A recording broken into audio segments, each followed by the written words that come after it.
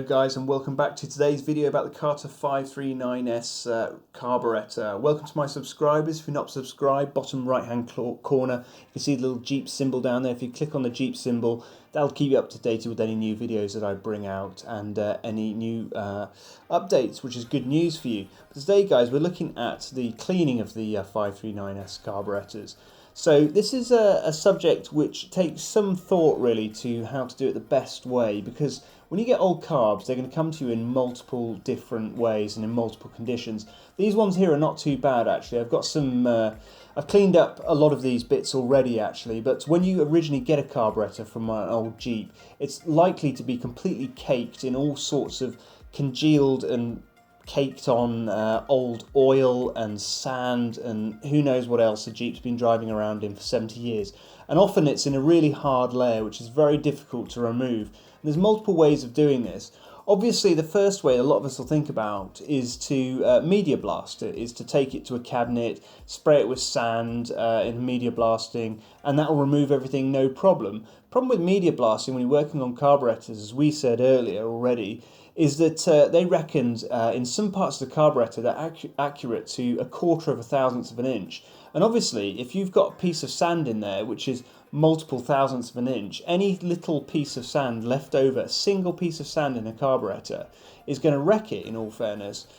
So I personally don't want to take the risk of having a piece of leftover sand stuck inside the passengers in the main body of the carburetor causing an issue in the future. So there's other ways to sort out any sort of stuff left on the body of a carburetor and any gunk and rubbish left on there when it comes to cleaning up. And I think that chemical cleaning is the way forward with them, because chemical cleaning gets into all the crevices, all the parts of the body, all the places you can't reach. Even with a media blaster, you could never media blast inside all the passengers inside a carburetor body. However, chemicals can get inside there, so I think that's the way forward really. So in this video guys, we're going to look at chemical stripping and chemical cleaning of carburetor bodies, and also the manual cleaning of them as well, because chemical cleaning can only do so much. The chemical cleaning that I use can take the carburetor bodies back to bare castings, which is pretty good, but the bare castings, when they're completely clean, it means that they're going to oxidize straight away, and any corrosion is going to start forming almost immediately. So you need to treat them again after you've chemically cleaned them to stop them oxidizing and looking weird. So that's what we're going to look at in this video then guys. We're going to look at cleaning up these carburetor castings and bringing back castings and body parts which, you know, look like they can never be used again, but with a little bit of care and a little bit of attention you can bring back even the worst looking castings. And I've surprised myself actually with these. So let's get on with it then guys. Let's look into cleaning them up. So guys, in this series we're going to be looking at building about 6 539S World War II style carburetors. I've got, I think, about 15 available to me, but unfortunately due to various, failures in the carburetors and the post-war carburetors as well, unfortunately we can only build about 6 539S carburetors, original World War II style ones. We could build later 539Ss, but they wouldn't be World War II. The main limiting factor for me is bases. You can see the bases there on the right. I've only got 5 bases, unfortunately. 6 if you include the one which is on my Jeep at the moment, and a 7th as well, which I had, a 407 Mark base. But unfortunately that was damaged, and it's a casting, a cast iron casting, so it can't be repaired. So base is a limiting factor for me, so I do have more parts to make more original 539S carburetors. We're only going to be building 6 in this video, and that's a problem you'll probably come to as well if you're rebuilding a carburetor. Well, if you're going to rebuild multiple carburetors, if you're lucky, the carb on your Jeep, if you've got an original one on there, should be usable, in its form if you get it, if you're lucky. But often there are problems with them, such as, if you're buying a whole load of carburetors, some of them will be post-war obviously, so that counts out a load of them with the incorrect bases, and then a couple of them you might not be able to get some of the needles out of them or the nozzles out of them. You can get them out eventually, but it takes a lot of work. There might be breaks in the castings and things like that. They might be worn out. You might have original World War II bases, but the bases might be worn out where the throttle shaft runs. So there's a couple of issues that you've got to overcome. So Just having a load of carburetors, unfortunately, doesn't mean you're going to be able to make a load of carburetors, because we're trying to build carburetors that are going to work again. You could build carburetors which don't work again. You could pass off to people, or sell if you felt that way, but that's not the sort of way that I do things really. So we're going to try and build good carburetors here. So I reckon we're going to be able to build 6 here. So guys, we've got our carburetors into their components, major components, and we're going to have to start cleaning them up then.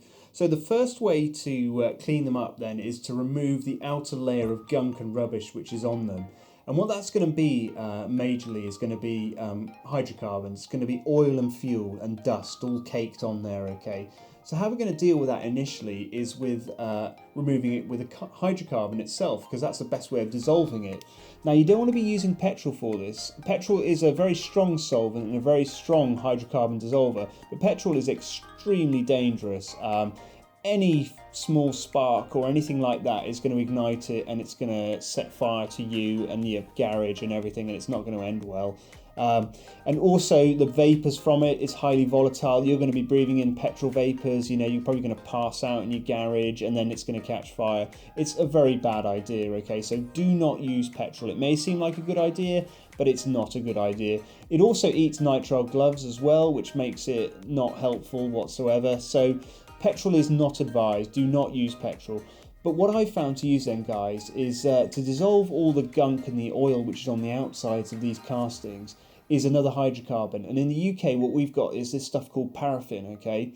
In America, it's more difficult to define what it is, unfortunately. It's a refined kerosene, really. It's a heavier sort of, it's not heating oil, but it's not petrol. It's similar to what jet engines burn. It's kerosene, really. And we can get it in the UK as paraffin, and it's a great thing. It's not very volatile, doesn't give off a load of fumes, it won't catch fire particularly easily, but it does dissolve oil and gunk really easily, and it also is a degreaser as well, so it doesn't leave any greasy residue. That's another drawback of petrol. Petrol, once you've used it, leaves a greasy residue on the components, which is no help whatsoever for degreasing or cleaning them.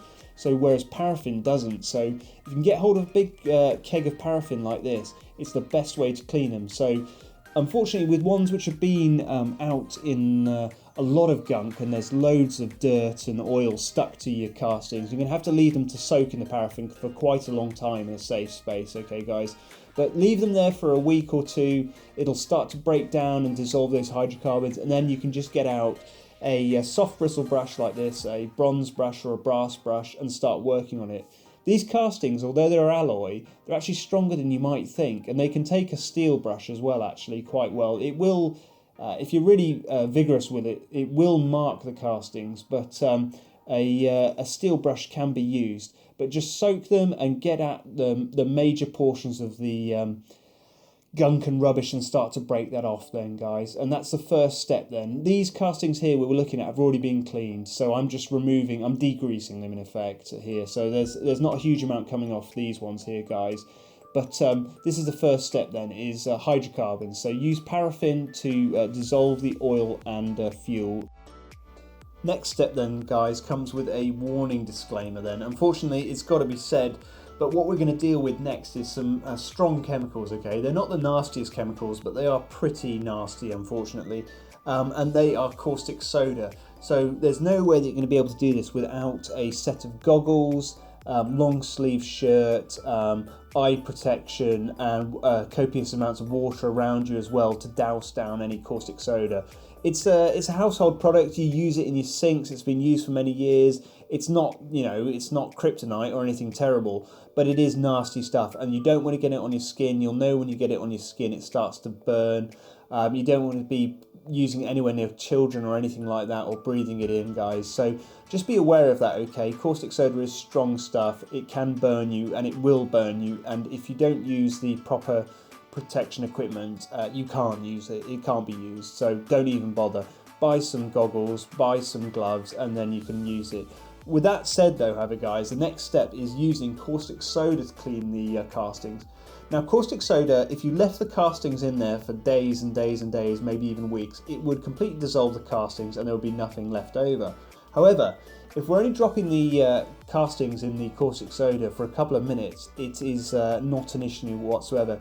All it does is eat the rubbish on the outside of the castings while leaving the metal underneath in a bare, raw form. So it just eats away at the outer rubbish without damaging the castings. So it's safe to use on them. Although in the long run, if you left it in there for a very long time, it would damage the casting. So just bear that in mind, okay? We're talking about minutes here versus, you know, hours or days, okay? So the first thing you do, guys, you get hold of some of this caustic soda, which is a household cleaning item. Probably best to buy it in the larger portions rather than just these little bottles like this. Just get some cold water in a tub like this, and then just pour in. You can see the amount I poured in there.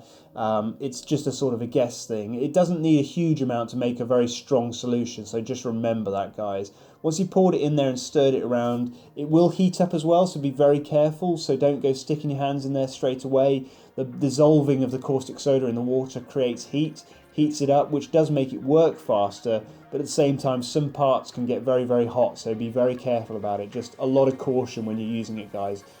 So stir it all in there, get it all mixed up, okay, and then you're ready to go. You take your castings, which are degreased, they're dried out, you've blown out the castings with the air hose, you've dried them off so there's no kerosene left on them or any water or anything like that. Then you can just drop them in the caustic soda and watch them work. So they shouldn't do anything initially, but after a couple of minutes you might start to see some fizzing and bubbling.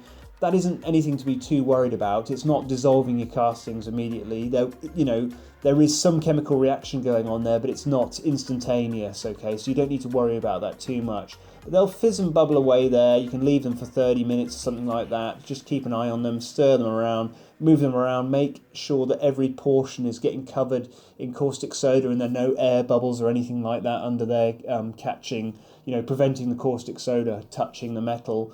And then take out your toothbrush, because that's all you need now. And any of those hard to remove bits of oil and rubbish and paint and anything like that, they'll just brush off. It literally is easy as that, guys. It's amazing. It just removes everything. It's quite incredible for what we're doing here. So you just brush it away, get in all those crevices with your toothbrush, just like you would when you're brushing your teeth, and remove all that oil and paint and all sorts of rubbish there. And it'll take it back to a raw casting, which is fantastic. So once that's done, however, so you've got your raw casting, you've cleaned all the rubbish off it, and it's looking good in the caustic soda. You need to neutralise the caustic soda. So you can drop it in an acid solution. You could use a vinegar solution or a muriatic acid or something like that. Or you could just simply do what I do, which is take it to the sink with some water and some washing up liquid and drop it in there and give them a good rinse and a good clean out. I haven't had any issues from just rinsing them off, actually. You can neutralise it using an acid, but personally I've just dropped it in the sink and I haven't had any issues with that, and it's stopped the caustic acid, the caustic soda from damaging the castings or anything like that, and it seems to stop it with no issues. So once that's done, guys, you've got your raw castings cleaned out, ready to go. Once they're removed from the water and soap mixture, just blow them out with the air hose again, and they're ready to go on to the next process. So let's have a look at that. So guys, after dipping these in the caustic acid solution, just letting it work its magic and then just gently brushing it off with a toothbrush, you wouldn't believe it, but this guy here, which looked as though you could never remove that caked on oil and God knows what over years and years, the caustic soda just lifts it off, and then you can just brush it off easily with a toothbrush. It's absolutely amazing. So you can end up with castings which looked absolutely awful, but at the end of the day, really, they're totally recoverable. So this is really good. So this is in the raw casting here, ready to get cleaned up further and polished further and then cleaned out so that it's ready to go. And what we're going to clean it with now is wire wool. So get hold of some wire wool, and then all you need to do is just a lot of elbow work, cleaning these castings up, working your way around. It should polish up really nicely. So let's get on with that. So guys, this is how the carburetors end up after the cleaning process. The first time I did this, I couldn't believe how well they turned out. To think that these carburetors were caked in oil and grease and dust over 70 years without being cleaned is absolutely incredible. And it's just a fairly straightforward process, really. You can see the difference in surface finish, though, between ones which have had corrosion on them. So the one at the back right there was probably the cleanest one, I would imagine, so it's corroded, whereas the one at the front right was probably protected under a whole load of grease and oil, and you can see the surface finish at the end of it is better because it was protected by all that gunk. So an interesting thing there, guys, is that the worst carburetors often that look terrible when you're starting off with them end up as the best ones at the end because the oil has protected them over all those years, which is quite incredible, really. But there they are, guys. It's a great process for cleaning. There's no magic bullet to it. It's a lot of hard work. It's a chemical process to get in all those nooks and crannies, then a manual process to wire wool it, wire brush it, pick away at all the other pieces, polish them. These aren't even as polished as I could get them, but I'm not going to spend hours and hours polishing them. They wouldn't have done it in the factory. I'm just going to leave it like this. But I think you'll agree that they look pretty good, and they're absolutely perfectly clean, these are. There's not a piece of grit left in them or anything like that. If I'd media blasted them and grit blasted them, I would be concerned that there could be little bits left in them. The only way you could do it was with vapor blasting or something like that, like carbon dioxide blasting. I think that would be a good way of cleaning them, but that's not something I can do, guys. So I have to manually clean them. But as I said, perfectly clean, just like they were when they left the factory, ready to go. So really pleased with that, guys, and I hope you like them too. We'll move on to reassembly next then, guys. As I said, if you're not subscribed, bottom right-hand corner, click on that Jeep symbol. That'll keep you up to date with any new videos I bring out on the 539Ss, and we can build up a whole load of these, which should be pretty cool. But that's it for now, guys. Have a good day. Enjoy your Jeeping, and as you can see, Mose is really helpful today. So thanks a lot, Mose. Till next time, cheers.